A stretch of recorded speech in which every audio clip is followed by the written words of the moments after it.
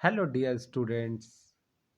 मैं शुभम सर स्वागत करता हूं आपके अपने YouTube channel my dear university. My dear students, आज का यह वीडियो काफ़ी इम्पोर्टेंट है अंडर ग्रेजुएट के सभी स्टूडेंट्स के लिए, चाहे वो बीए, बीएससी या बीकॉम फर्स्ट सेमेस्टर के छात्र हैं।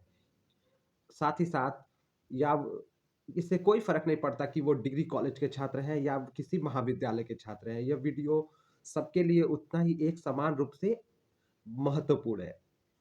डियर स्टूडेंट्स, आज के हम अपने इस वीडियो में डील करेंगे इंट्रोडक्शन टू दीन दयाल उपाध्याय, यानी जो पेपर HIS 106 आपका है।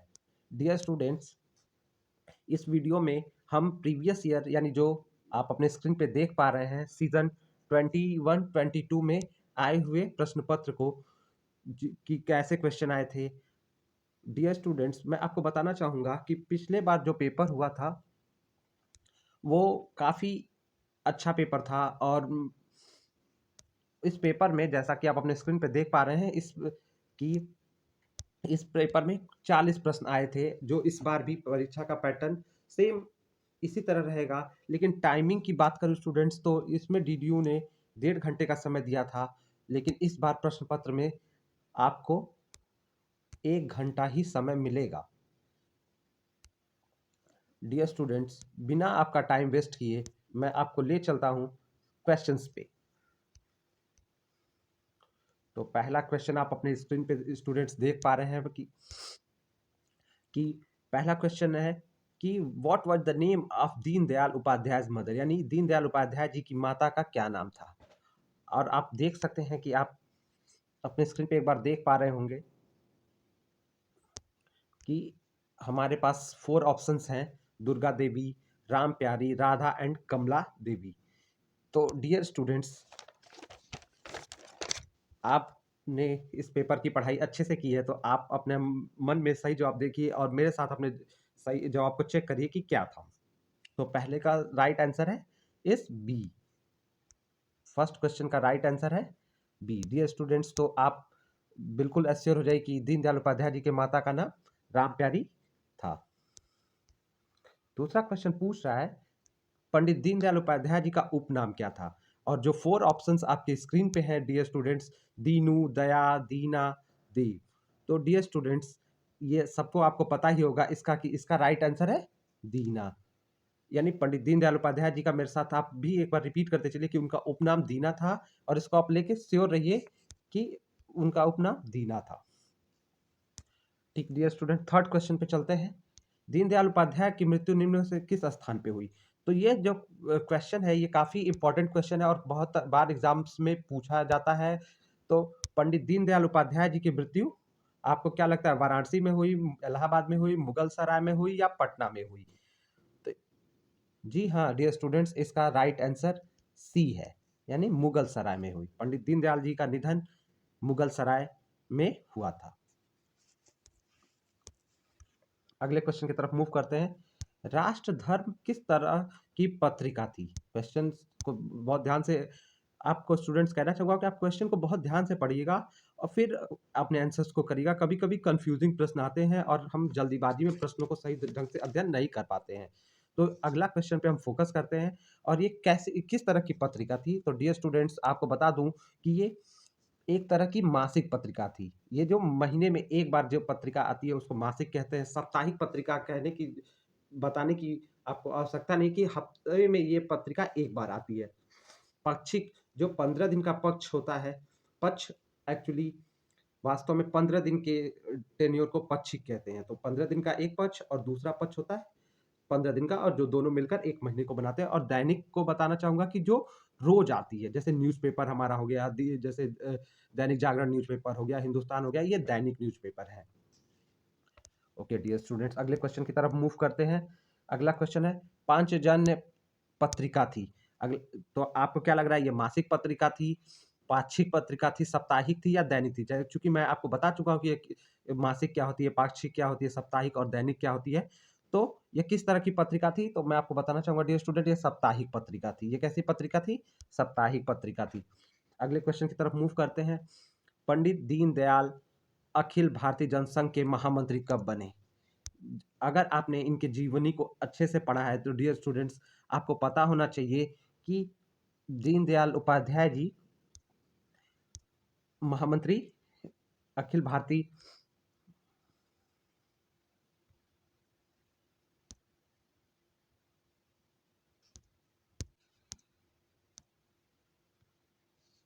जनसंघ के महामंत्री कब बने थे? तो इसका सही जवाब है 1952 में।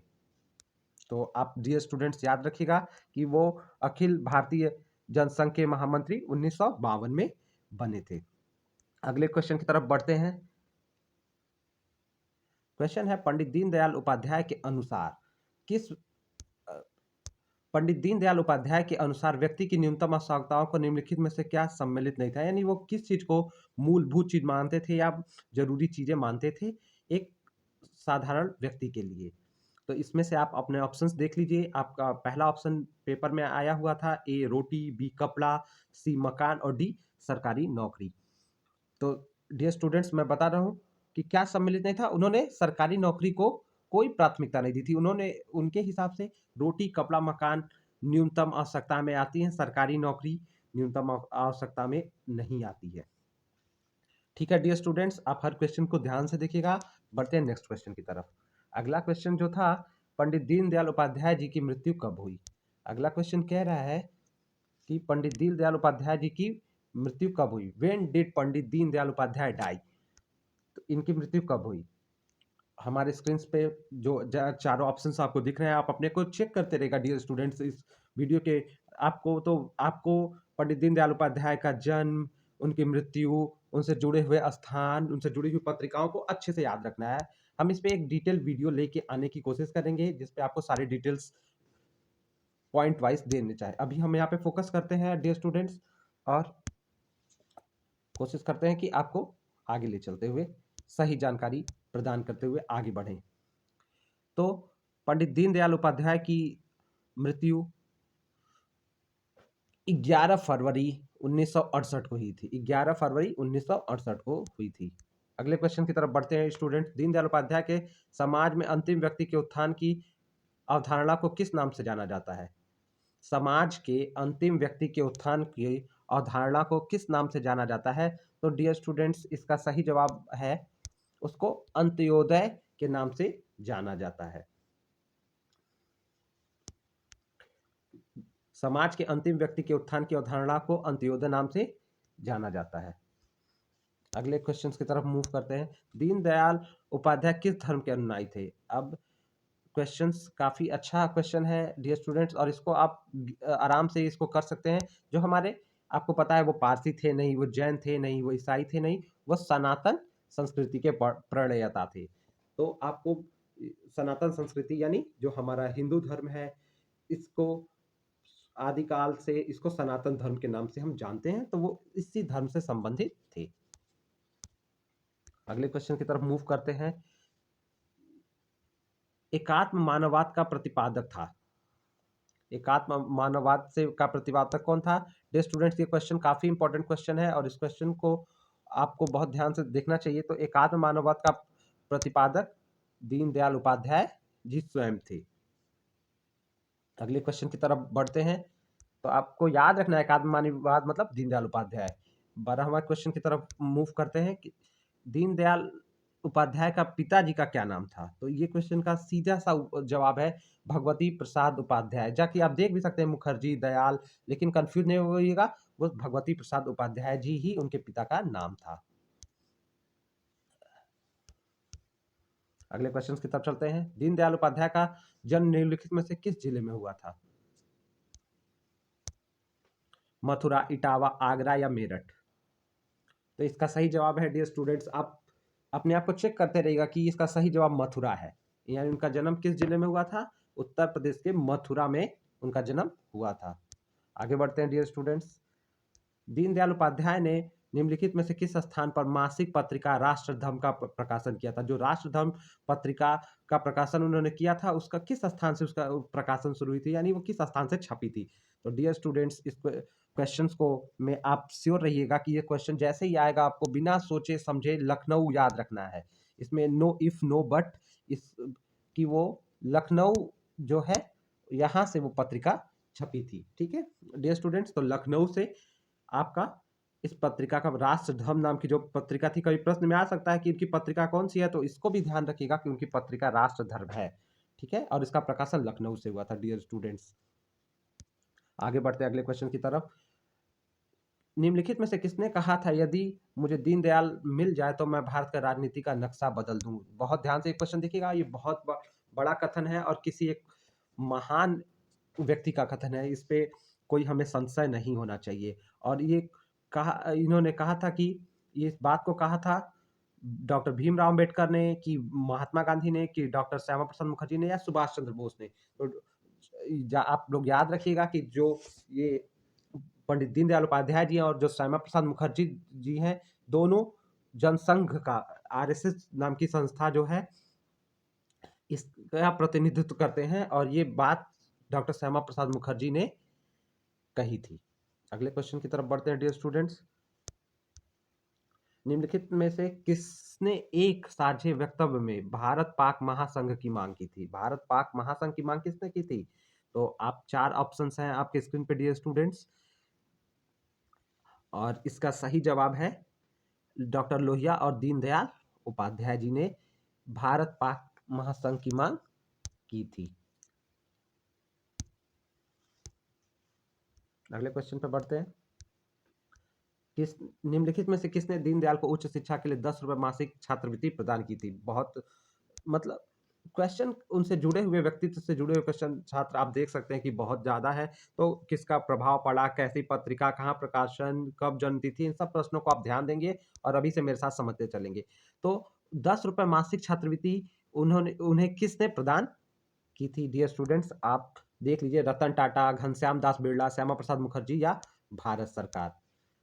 इसका सही आंसर होगा घनश्याम दास बिरला ने इनको 10 रुपए की छात्रवृत्ति प्रदान की थी, ताकि वो अपने आगे की शिक्षा को आगे बढ़ा सके। आगे क्वेश्चन की तरफ चलते हैं। प्रख्यात चिंतक पंडित दीनदयाल उपाध्याय का जन्म कब हुआ? अब मैंने जैसे ही अभी पहले ही वीडियो में कहा कि आपको जन्म तिथि तो याद ही रखनी है, मृत्यु तिथि, स्थान, उनसे जुड़े हुए स्थान, ये सब प्रश्न को आप मिस नहीं कर सकते डियर स्टूडेंट। और इसका सही जवाब आपको सीधे मैं ऑप्शंस की बात इस प्रश्न में इसलिए नहीं करता हूँ कि इसमें नो इफ नो बट, आपको कोई संशय नहीं होना चाहिए कि 25 सितंबर 1916 ही आपका सही आंसर होगा। ओके डियर स्टूडेंट्स, अगले क्वेश्चन की तरफ बढ़ते हैं। राष्ट्र जीवन की दिशा नामक पुस्तक किसने लिखा? राष्ट्र जीवन की दिशा नामक पुस्तक किसने लिखा? और इसका सही जवाब है डियर स्टूडेंट्स, ये इसमें भी मैं आपको कंफ्यूजन और 4 ऑप्शंस में कंफ्यूज नहीं होना है। इस प्रश्न का सीधा सा उत्तर है दीनदयाल उपाध्याय, और दीनदयाल उपाध्याय से जुड़ी हुई पुस्तक कौन सी है? राष्ट्र जीवन की दिशा। अगर प्रश्न बदल के भी आ जाए कि इनकी कौन सी पुस्तक है, तो आप याद रखेंगे राष्ट्र जीवन की दिशा। ना इसे श्यामा प्रसाद मुखर्जी ने लिखा, ना अटल बिहारी वाजपेयी जी ने लिखा, ना लाल कृष्ण आडवाणी की यह पुस्तक है। सीधी सी बात, राष्ट्र जीवन की दिशा दीनदयाल उपाध्याय जी की पुस्तक का नाम है। अब अगले प्रश्न पे देख लीजिए, जो हमारा 20वां प्रश्न पत्र है। निम्नलिखित में से किस दैनिक समाचार पत्र के साथ दीनदयाल जी जुड़े थे? पहला ऑप्शन है स्वदेश, दूसरा ऑप्शन है पांचजन्य, तीसरा है आज, और डी है दैनिक जागरण। यानी A B C D 4 options हैं, और इसका सही आंसर है स्वदेश के साथ। तो स्वदेश नाम के समाचार पत्र के साथ दीनदयाल उपाध्याय जी जुड़े थे। जाकि आप देख रहे हैं लगातार पत्रिका, समाचार पत्र, स्थान और जन्म मृत्यु, ये सारे प्रश्न, और एकात्म मानववाद से ये जुड़े हुए थे। इस तरह की सारे चीज़ों को आपको याद रखना है डियर स्टूडेंट्स। अब जो ये 21 से 40 क्वेश्चन का ये जो सेट होने वाला है, ये हम अपने नेक्स्ट वीडियो में लेके आएंगे। तो डियर स्टूडेंट्स, आप हमारे साथ बने रहिएगा, और अगले वीडियो में हम आपको 20 से 40 क्वेश्चंस को सॉल्व कराने की कोशिश करेंगे। क्योंकि वीडियो बड़ा हो रहा है डियर स्टूडेंट्स, तो मैं नहीं चाहता कि आप बहुत ज़्यादा स्ट्रेस लें